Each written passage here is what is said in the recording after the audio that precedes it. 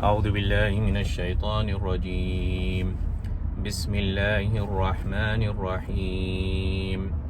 الرحمن علم القرآن خلق الإنسان علمه البيان.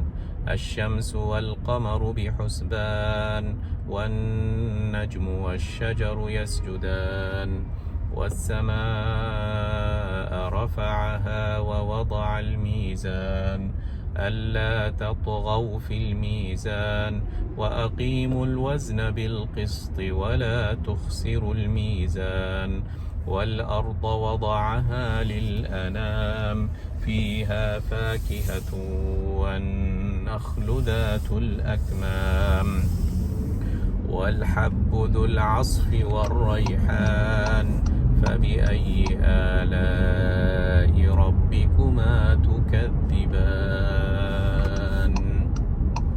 بسم الله الحمد لله والصلاة والسلام على رسول الله. Today is 9th of November 2022 and I have recited few verses from the beginning of Surah Ar Rahman, a surah that is familiar to many of us, and this surah started with the word Ar Rahman, which is an exclusive attribute and an exclusive name for Allah subhanahu wa ta'ala, who enjoys this attribute of rahmah, blessing, to a degree that no one even comes close to it. Rahman, it's in Arabic, its wazn is called fa'lan, something that is immersed and overflowed with rahmah without limit. So it has this magnitude of this word from rahmah, which is Ar Rahman. And the greatest manifestation of Allah's rahmah on us, on the mankind, is that He brought this Quran, the very verse that we are discussing right now, Al-Quran.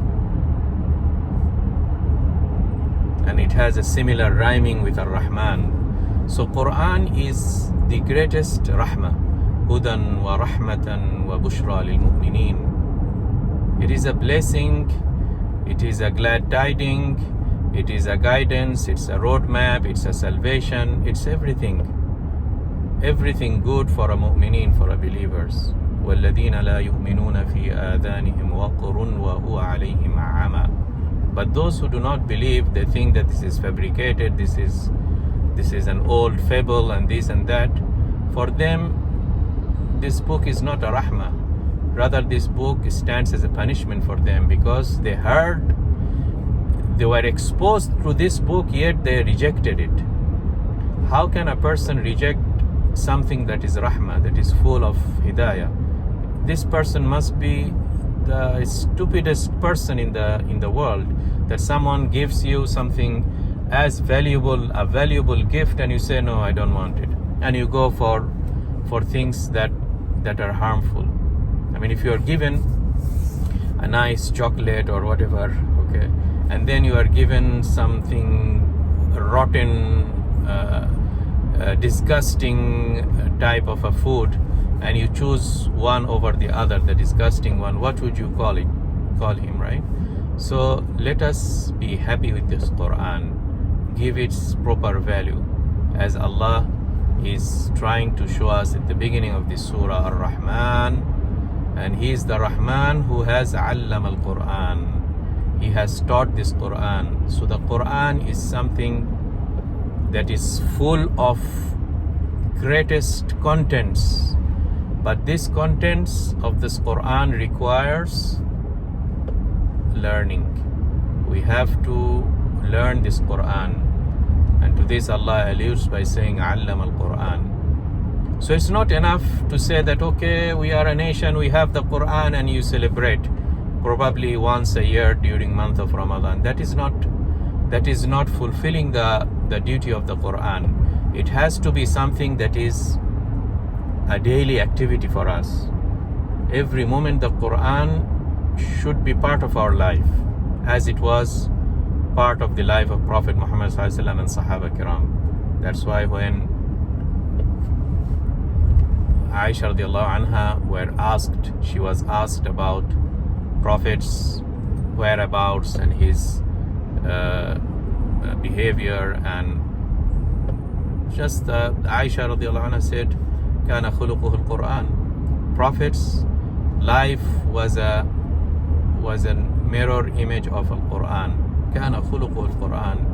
His moral, his character, his dealings with his wife, as well as his dealings with the believers, non-believers, his international relationships, his internal relationships at house, how when he goes to the bathroom, when he comes out of the bathroom, when he goes to the market, when he deals financially, when he treats small kids, when he treats munafiqeen, when he treats the kings of the world at this time, everything is Quran, right? كان خلقه القرآن. So Quran is not enough that you keep it in the shelf. You have to keep it in the heart and minds. علم القرآن. There is then elements of learning, elements of teaching, elements of ascending through the steep curve of learning the Quran. علم القرآن. خلق الإنسان علمه البيان. Allah, as He has revealed the Quran, as if Allah is alluding that this is for us, for human beings. This greatest gift of Quran is for us. خلق الإنسان. Allah has created the human being and then gave him the faculty and the power and the quality that he can grasp this Quran as the greatest gift. So Allah has created us and furnished us with the proper tools and equipments so that we can understand the Quran and then be guided by it in our everyday life. Allamahul Bayan. Allah has taught the human beings al-Bayan. This is the unique faculty of human beings, the faculty of language, that we can talk, we can understand, we can think in terms of words and languages. That's why in the very beginning, in the very story of the very beginning of mankind, the creation of Adam, Allah mentioned these blessings. وَعَلَّمَ آدَمَ الْأَسْمَاءَ كُلَّهَا. Allah has taught Adam the names of everything, the vocabulary, these words. Okay, so the bayan, the language, the way how you express yourself, you will not find it anywhere in the animal kingdom or any other creation, perhaps apart from mankind and jinn, that they communicate and they think and they have this language so that they can communicate and they can understand the words of Allah manifested in the Quran, right? That's why this is the secret of Quran being the greatest of the miracles of the prophets, because all other prophets' miracles were physical. Physical means it is not touching the linguistic faculty. It is touching your ear, it is touching your eyes, it is touching, okay, so there was a great sound that demolished that civilization or that community of Saleh, Qawm Thamud. There was the flood that devastated, okay. There was again the Qawm Thamud, a rock transformed into a she-camel. So how do you appreciate that miracle? Through your eyes. So it's a physical tied to that location and tied to that particular time. Quran is tied with our bayan, our linguistic capability, which we enjoy everywhere. We don't need to stay in that particular location or particular time or geography. It's eternal everywhere. So Allamahul Bayan.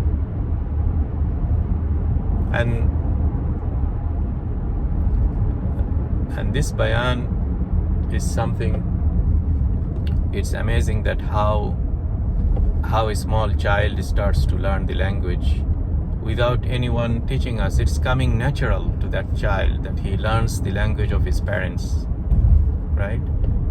And I don't want to go into the very much details of this linguistic or the universal grammar or the language which Chomsky says, but he's a proponent of this concept of a universal grammar.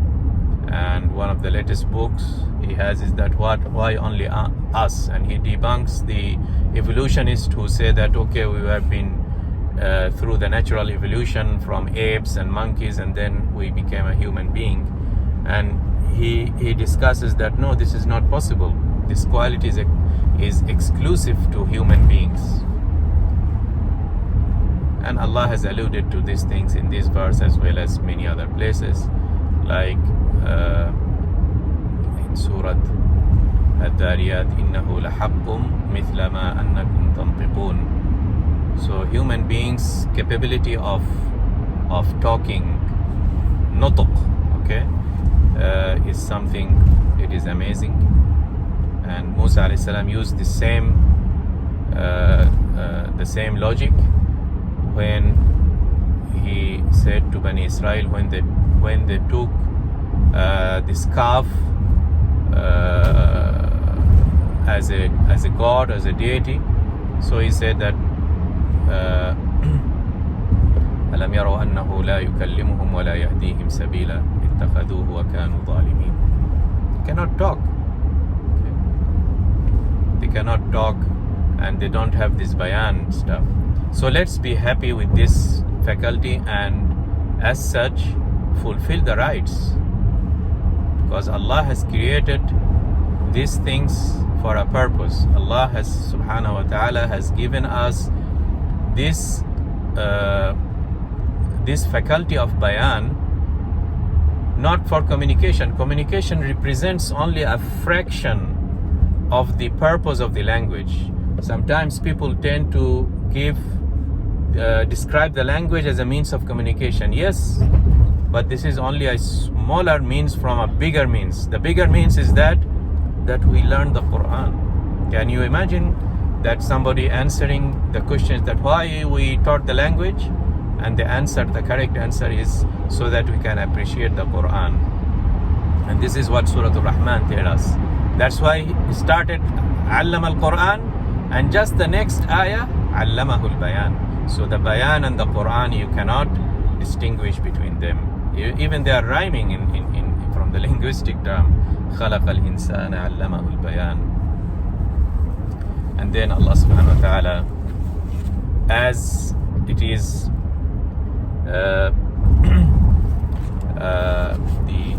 the style of the Quran, that whenever Allah subhanahu wa ta'ala describes his ayat, his signs in terms of text and scripture, which is the Quran, immediately he links it with his signs scattered in the universe that we appreciate with other faculties.